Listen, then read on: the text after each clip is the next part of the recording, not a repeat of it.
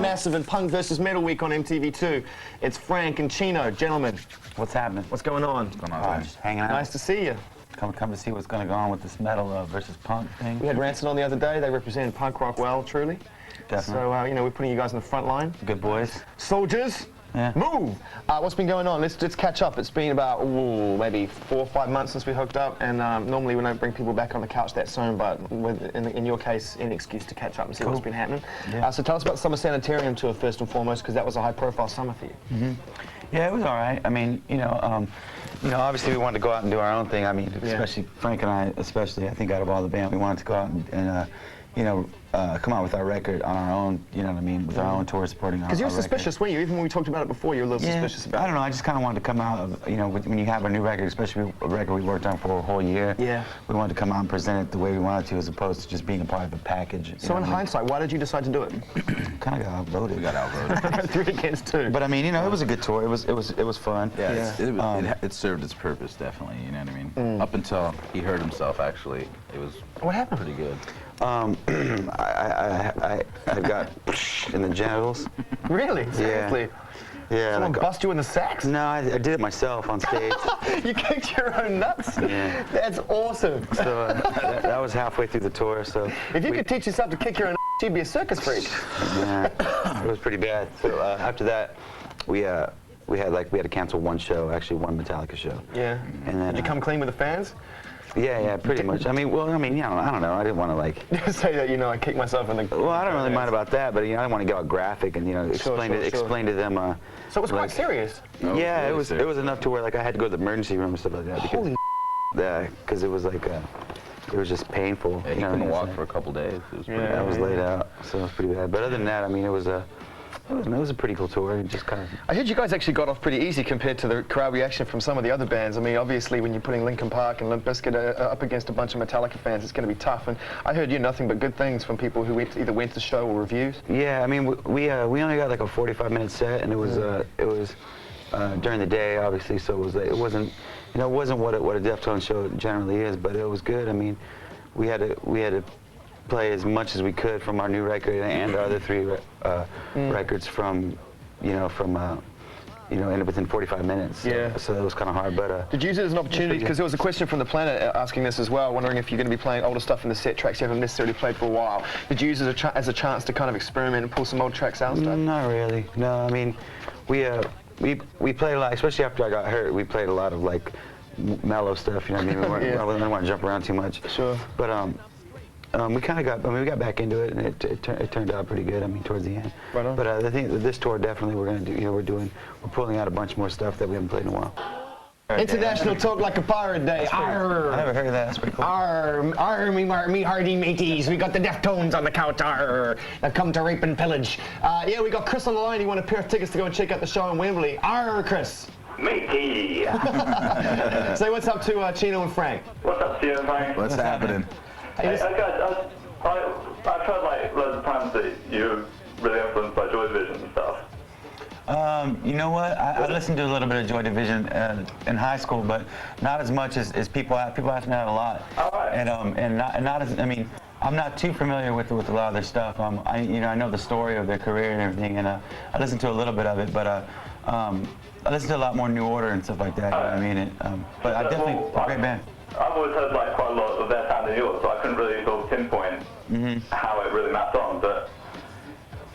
In terms of influences and stuff, like a lot of people on the planet wanted to know, like Chris, sort of like, what kind of influences you have, and I know that they range everything for you, Chino, from Depeche Mode to Smiths and stuff like that, and I guess, Frank, you must be into your beats as well, being a DJ.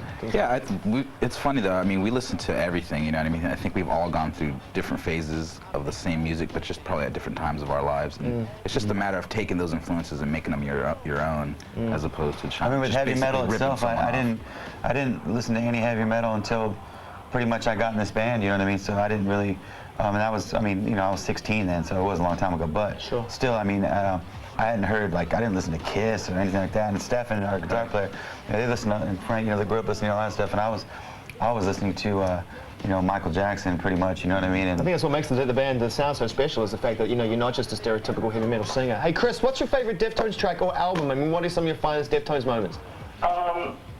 Probably Be Quiet and Drive, but I think Hexagram's almost up there. All right. Cool. Right on. So Round the Field would probably be your favorite record if someone put a gun to your head? Yeah. That's mine too. Yeah, I think a lot of people really love that record. Tell us something about the making of that record for Chris and people listening. We made that record so fast, which 4 months, I think it was. Yeah, which Written and recorded in 4 months. What was good though, because we just got off. I mean, we'd made Adrenaline over a long period of time. You know what I mean? It was pretty much since our career started. We had been writing those songs. Like 7 Words, for instance, was written when we first started, like 16 years old. It didn't come out until I think I was 20 or 21 when the record came out. But so we had a long time to make that record, and then we got off the road. We had been touring endlessly, and when we got home, and we just started writing songs, and it was like boom, boom, boom, boom. Wrote the whole record, and then in 2 months, and then recorded it in 2 months, and we were finished. Yeah. And we're talking about doing this new record like that. We're gonna go in the beginning of the year and start doing a new record already. We're gonna try to do it like the same way. Seems to have a bit more space than definitely the last 2 records around the field. Yeah, this last record and White Pony, we wanted to take time on doing it, especially this new record. We spent a year pretty much on it and all, maybe a little bit longer, and it was good. I think we wanted to take our time, but I think with this new record, I think we're just going to go in and just try to bash it out. Yeah. A Perfect Circle. It's going to be a good show. Your largest headlining to date. You mean you did London Arena last time, Wembley Arena this time? It's a good look. Yeah. Things are working. It's a good show. I mean, a good package. Perfect Circle. I mean, we've never really. A couple times we've been able to bring bands over here that that we're actually fans of the records that we listen to. You know what I mean? Yeah. A lot of times it's kind of something thrown together, but this time it's it's good to have a band that like I said, we enjoy listening to as well. A lot of people are happy about that, man. Stage is set as one of them. He says, can't wait for the Wembley show. Excuse me. Thank you so much for bringing APC with you. Chino, if they don't play 3 Libras, Hollow slapped that tall in the face. They call him tall? I don't know, and a Tool, I think, from Tool. Oh. He's like 4'6", man. Tall. I was gonna say, he's not really tall. People freak out around Maynard, man. He has that whole intimidation thing going on where he just doesn't look at you or talk to you, you know what I mean? I find it kind of amusing. And then Might just grapple your ass real quick.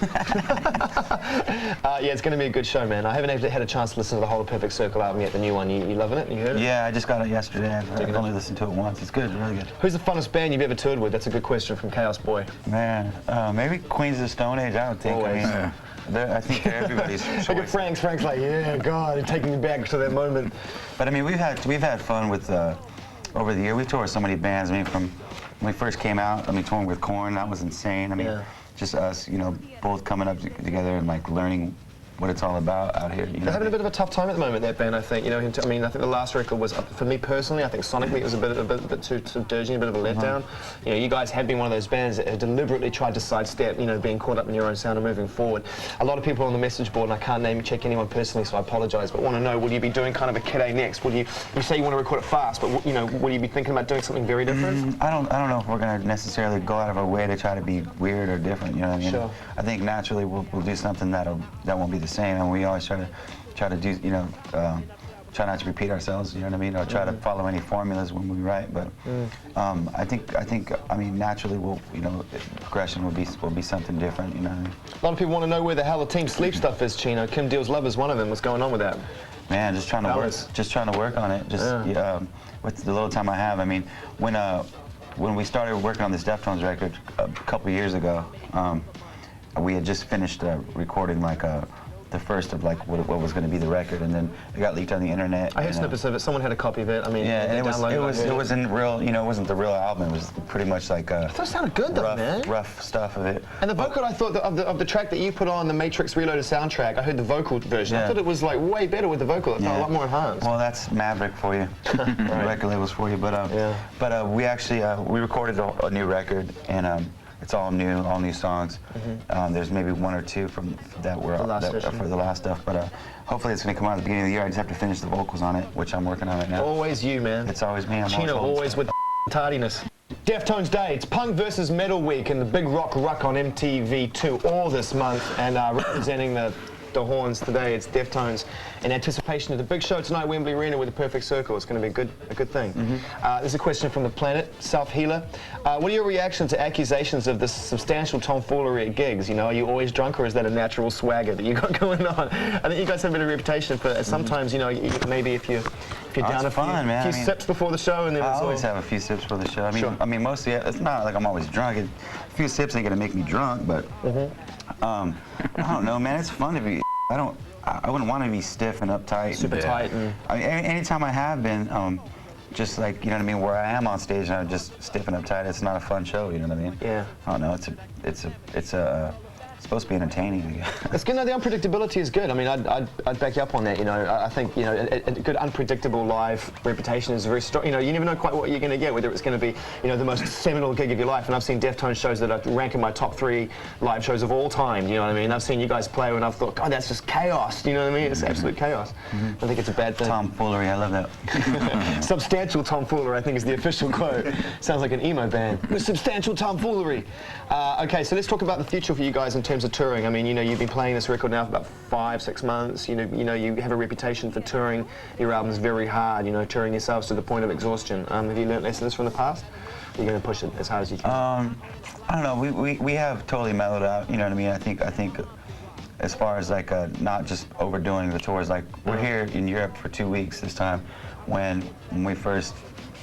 I think the first time we came here, we were here for like 2 months, you know what I mean? Which 2 weeks and 2 months are a big difference when you're on tour doing shows every day. And I think it's, you know, I don't know. To us, it's more you want to be out. I mean, when you only have a certain amount of time and a smaller amount of shows, you want to be out here more. Yeah. And the shows that you play, you just like every show, you know what I mean? You put more into it. I think when you have this big schedule in front of you, you're just like, it's daunting, right? You just want to go home. You know what I mean? No matter where you're at, if you're here in the States or Japan, anywhere, you know what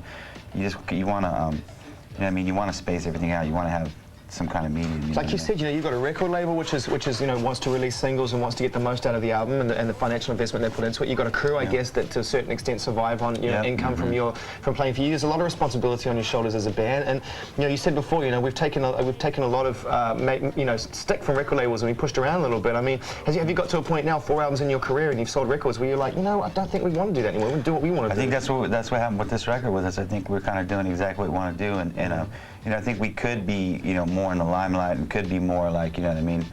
I mean, I think everybody's kind of comfortable on this record, and we're doing exactly how we want to do it. And you know, I mean, you know, maybe it could be a bigger record for us. You know what I mean? If we wanted to go out and do the work, you know, to make it that way. But I think we're kind of happy with the way it is right now and enjoying it. You know what I mean? And you know, just not overdoing it, you know. Yeah. We're going to go to Minerva. We're going to come back a little bit more time with the Deftones, and we're going to let them fly because they got this show tonight at Wembley Arena. So we're going to check out Minerva. It's a beautiful look. You know, so there's a question on the message board. People were like, why don't we see more Frank in the videos? Why don't we see more Frank in Hexagram? What's going on? Why is that? Frank has, I think, 2 little shots in there, too. When we were editing that thing, I was like, man, where's Frank at? You happy with that? You okay with that? Oh, yeah, man. You know, I'm not too concerned about being in the limelight. You know, I just want to be with my band and do what we do best. And like we said, we've never been really happy with our videos, you know what I mean? I can totally agree with that, but I think that's one thing we need to conquer is just like taking control of our videos and making them the way we want, you know. Because I mean, if you look, I mean, videos a lot of times it's almost like a little commercial. It is. It's an advertisement for the album. And that's what sucks about them. You know what I mean? And they're never fun. That's the sad thing about it. Except for the last one we did, Hexagram, was actually the first time having fun making a video. Yeah. You know? Yeah. Well, you know, maybe you need to find a different sort of group of directors who have more of an artistic vision of performance. That's why we're making our own movie. Yeah, do it. You should do it. Cut it up, you know, and release it as a soundtrack and cut it up into some. Hey, listen, I should work for you guys. I got great ideas. I'm telling you. Yeah. I'll take you in the big leagues, guys. So you have no idea. We might just make a pirate movie. Arr! International Pirate Day on MTV2, lest we forget, me hardy mateys. All right, man, I think we've pretty much covered just about everything. I'm just trying to flick through the message board and see if there's anything extra that we want to go through. Team Sleep's going to come out sometime very, very soon. We're excited about that. Any more singles from the album you're going to go with? Hexagram's a new one. I'm hoping we could do a video for an anniversary for an interesting event, which is one of the last songs on the record, kind of a more down-tempo song. And I was thinking about trying to get some like art students or something, you know what I mean, to send in some treatments and do something like where we're not in the video at all, just some art, you know, done to the best one. That's what I'd like to see, you know what I mean? Because I mean, you've nailed this performance video thing. Just about every video you've done, and everyone knows how good you are as a band when you play live and when you come together. Everybody knows what we look like. Exactly. I'd rather do something, something a little different. So we're going to try that. Hopefully, if you know, the record company lets us do it. You must if not, we'll probably try to fund it ourselves and still do it. You know, and you're in a really fortunate position now, I think, and you must be aware of the fact that while a lot of your peers are faltering around you and time has moved on and they haven't really adapted, and they've made that decision, and that's cool. That's their decision. You guys, you're in a position where I think you could pretty much move on in any direction you want, and your fans would follow you to a certain extent. Definitely. Yeah, it's not like we're trying to change, you know, or you know, go do something. I mean, completely. That's not us. I mean, if you listen to all our records, there's a continuity. Yeah, in the sound, you know, there's different stuff on all of them. So I think it would be good just to try it. You know what I mean? Just for fun. For us, I'd like to watch it. You know, just something I like to see. Well, make sure before you do this sort of video, if you come up with this idea or whatever, you let us know so we can open it up to the people who are watching. Yeah, this definitely. And get some ideas I'm telling you right now. I mean, anybody, if you know what I mean, any artist out there, you know what I mean, that have any ideas, I mean, send it to this guy right here. Send it to me, man. I'll forward it on to the fellas. I guarantee it. Listen, thanks. It's been good to see you again, guys. Or any excuse to catch up with the bros. Nice one. Thank you, man. All right, listen, we're going to come back and we're going to wrap this up. Move on with the enemy chart. You guys get out of here.